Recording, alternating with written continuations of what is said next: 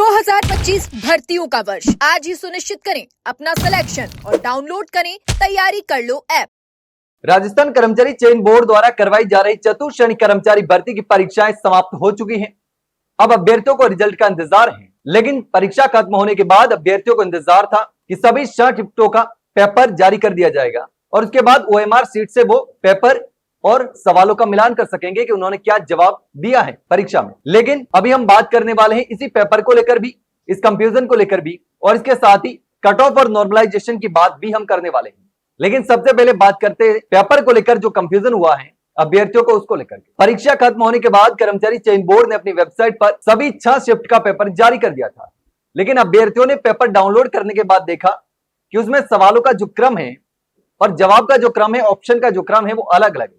तो उन्होंने जो ओएमआर शीट उनके पास है जो लेकर आए हैं, उसका और पेपर को लेकर के वो मिलान नहीं कर सकते, क्योंकि एक सवाल का जो उत्तर ए में है तो दूसरे जो पेपर जारी किया गया था उसमें बी में है, यानी कि सवालों का और ऑप्शन का क्रम अलग अलग हो गया। ऐसे में अभ्यर्थी कंफ्यूज हो गए कि आखिर मिलान कैसे करें, क्योंकि अभ्यर्थियों को एग्जैक्ट नहीं पता कि उस सवाल का जवाब क्या था। उनके पास ओएमआर शीट है और ओएमआर शीट में यह अंकित किया गया है कि पहले का सवाल जो थे वो अ है, ब है, स है, द है या जो भी है, तो उस आधार पर उन्होंने भरा था। ऐसे में अब कर्मचारी चयन बोर्ड के अध्यक्ष ने इस कंफ्यूजन को पूरी तरीके से दूर कर दिया है।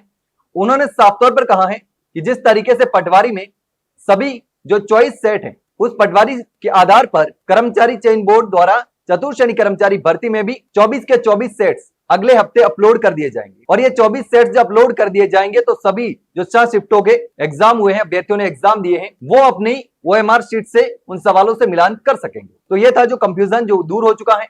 अभ्यर्थी पेपर डाउनलोड करने के बाद से लगातार कंफ्यूजन में थे, तो ये कंफ्यूजन पूरी तरीके से दूर हो चुका है। चॉइस सेट्स जो है वो अपलोड कर दिए जाएंगे राजस्थान कर्मचारी चयन बोर्ड की वेबसाइट पर, और उसके बाद अभ्यर्थी अपनी ओएमआर सीट से उनका मिलान कर सकते हैं। दूसरी बात यह थी कि नॉर्मलाइजेशन किस आधार पर होगा, तो जिस आधार पर जेल प्रहरी भर्ती परीक्षा में नॉर्मलाइजेशन हुआ, क्योंकि कर्मचारी चयन बोर्ड ने फॉर्मूला बदल दिया है। जिस तरीके से पशु परिचर भर्ती में अभ्यर्थियों के साथ गलत हुआ, उसके बाद अब इक्यू परसेंटाइल फॉर्मूले के आधार पर नॉर्मलाइजेशन किया जा रहा है। तो ऐसे में 6 शिफ्ट का अलग अलग नॉर्मलाइजेशन होगा, प्रत्येक शिफ्ट का अलग होने वाला है। तो ऐसे में नॉर्मलाइजेशन में बड़ा कोई उतार चढ़ाव आने वाला नहीं है। ऐसे में अभ्यर्थियों को इसका नुकसान नहीं होगा। प्रत्येक शिफ्ट का नॉर्मलाइजेशन अलग हुआ तो ऐसे में अभ्यर्थियों को परेशान होने की जरूरत नहीं है। और अब कट ऑफ की अगर बात करें, खास करके अभ्यर्थी कट ऑफ को लेकर परेशान है और अलग अलग तरीके से जो सब अंदाज लगा रहे हैं, लेकिन हमने सीधा अभ्यर्थियों से बात की है। लगातार 6 पारियों का कवरेज भी किया है, अभ्यर्थियों से बात भी की है, आपने देखा भी होगा। और उसके बाद लगातार जिस तरीके से अभ्यर्थी बता रहे हैं, उससे यही लगता है कि सबसे ज्यादा अगर किसी सब्जेक्ट ने अभ्यर्थियों को परेशान किया है तो वो गणित ने परेशान किया। गणित ने ही सबका गणित बिगाड़ दिया है, यानी गणित सबसे बड़ा मेजर रोल अप्लाई करने वाला है, लागू होने वाला है। चयन का आधार जो है वो माना जाने वाला है, यानी जिसकी गणित सबसे अच्छी गई है, सही तरीके से सॉल्व की है, उसके चयन होने के चांसेस ज्यादा हैं। गणित के साथ साथ अगर हम बात करें तो गणित के साथ कंप्यूटर, विज्ञान, अंग्रेजी जैसी जो सब्जेक्ट थी उसका भी वो लेवल के सवाल आए थे, लेकिन गणित में समय लगा। सभी पारियों का जब सबसे आसान पोर्शन था वो था जीके का। जीके का पोर्शन सबसे आसान था और सभी का अच्छा हुआ, लेकिन गणित ज्यादातर का अच्छा नहीं हुआ है।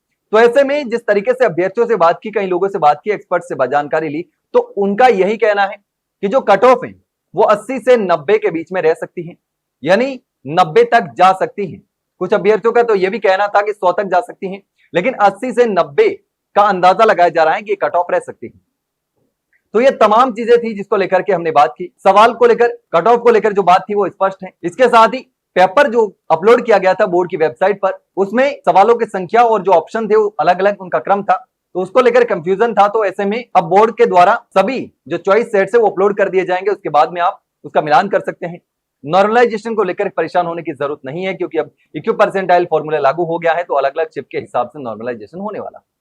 और अब कट ऑफ जो है वो 80 से 90 के बीच में रहने की संभावना जताई जा रही है।